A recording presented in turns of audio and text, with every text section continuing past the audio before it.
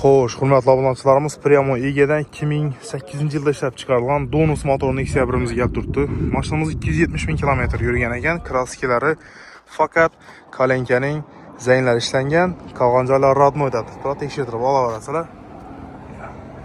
Mashinamizda 4 dona top-toza yumshoq balon qo'yilgan. Salon qismini ko'rishlaringiz mumkin.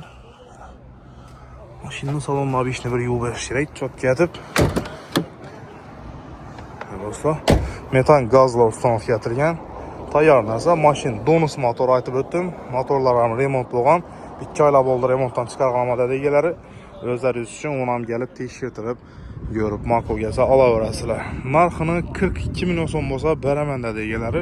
Kimga shu X-birimiz qiziq bo'ladigan bo'lsa, bemalol Bog'ot avtomarketga kelib xarid qilib ketsangiz bo'ladi.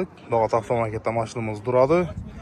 Savdo turini naqd pul, plus mashinalarimiz bo'lsa, hisoblab barter etib boshma-bosh, bo'lmasa plus minusi bo'lsa, ustidan zazorlarni kelishib, barter etib hisoblab olamiz. Kreditda chiqmaydi. Naqd pul ya barter etib sotiladi. Do'stlar, shu mashinamiz kimga qiziq bo'ladigan bo'lsa, kelaverasizlar. Video ostida telefon nomerlari qo'yaman.